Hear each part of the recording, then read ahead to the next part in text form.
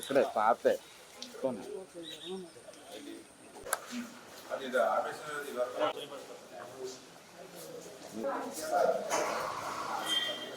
Last 5 years save చేసినట్లేదు slab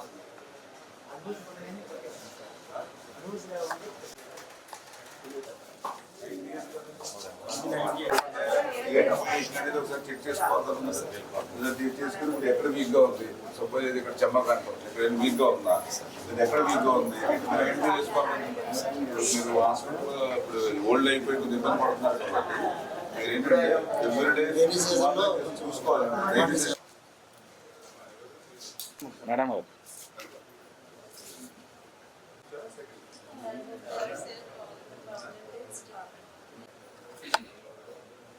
యాక్చువల్గా 1 yearలో complete కావాలి.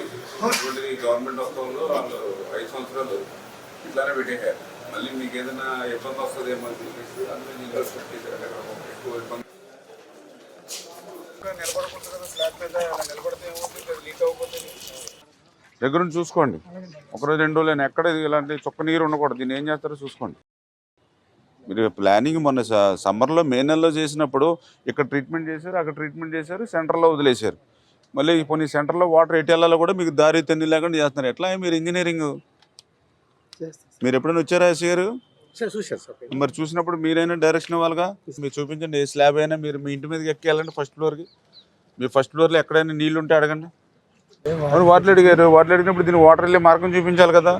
ఇప్పుడు మీ ఇంటి దగ్గర ఉంటుందా ఇట్లాగా? మీకు బిల్డింగ్ ఉందిగా, మీకు మీ బిల్డింగ్ పైన ఇట్లా వాటర్ నిలబడుతుందా?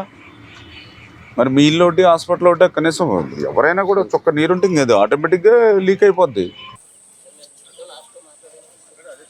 ఇప్పుడు ఇక్కడ వాటర్లు ఎన్ని నిలబడతా ఉన్నాయి, ఎందుకు పని చేయట్లేదు మీరు? గవర్నమెంట్ అయితే మారిందా? గవర్నమెంట్ మారిందని మీకు తెలియట్లేదా? ఇప్పుడు 1 month అయింది కదా, మరి వాటికి అన్ని లైన్ చేయించాలి కదా. మీరు ఇదిగా క్లియర్ చేయాలి. పక్కన హాస్పిటల్ ఎక్కడేమో పడిపోయేలాగా ఉంటాయి. ఇక్కడ మీరు ఏమీ చేయకుండా గడ్డి మొలిపించి నీళ్లు పెట్టి వాళ్ళు చేసి వర్క్ కూడా చేయకుండా అట్లా చేసుకుంటే అట్లాగా. నేను ఆ రోజు 2019లో నేను అమౌంట్ తెచ్చాను. 12,60,00,000 దీనికి 2019లో. అందులో నేను ఆ రోజు 1 yearలో కంప్లీట్ చేయాలి బిల్డింగ్.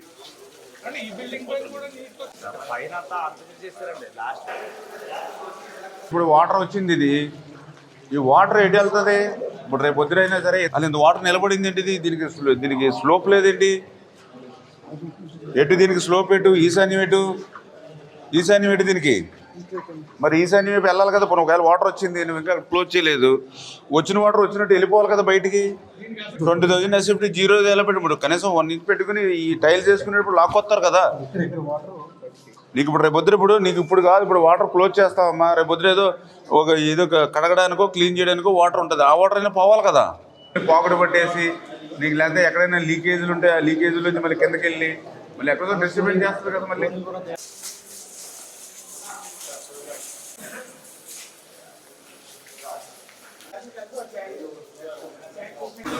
ఐరన్ అంతా పోతుంది. ఎక్కడ కూడా డిజి పెట్టేస్తారంటే స్లోప్ రావాలి కదా నీకు. అది పెట్టుకుంటావా? వాటర్ సెంటరింగ్ కట్టినప్పుడు లెవెల్ మెయింటైన్ చేయాలి. ఎక్కడైనా ఒక సెంటరింగ్ డౌన్ కట్టాడు అనుకోండి, కొంచెం తొక్కింది అనుకోండి, ఇంకా అక్కడ తొక్కేసుకుంటాను.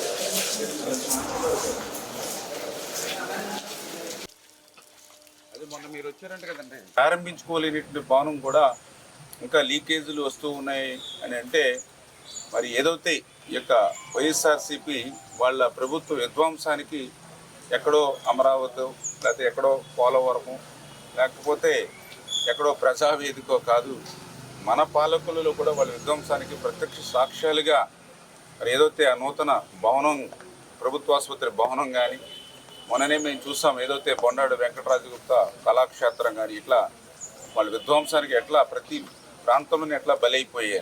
పాలకుల ప్రభుత్వ ఆసుపత్రిని 50 పడకల ఆసుపత్రిని మళ్ళీ 100 పడకల ఆసుపత్రిగా పెంచుతూ 12,60,00,000 రూపాయలు కొత్త భవనం నిర్మాణం కోసం ఆ రోజు 3 సంవత్సరాలు తిరిగి ఆ నిధులు మంజూరు చేసుకుని 100 పడకల ఆసుపత్రిగా దీన్ని అప్గ్రేడ్ చేసుకోవడం జరిగింది. ఆ రోజు చాలా క్లియర్గా టెండర్లో కూడా అగ్రిమెంట్లో కూడా ఏదైతే కొత్త బిల్డింగ్ ఏదైతే ఉందో అది సంవత్సరంలో పూర్తవ్వాలని చెప్పేసి ఆ రోజు మేము అగ్రిమెంట్లో కూడా మరి పెట్టుకోవడం జరిగింది.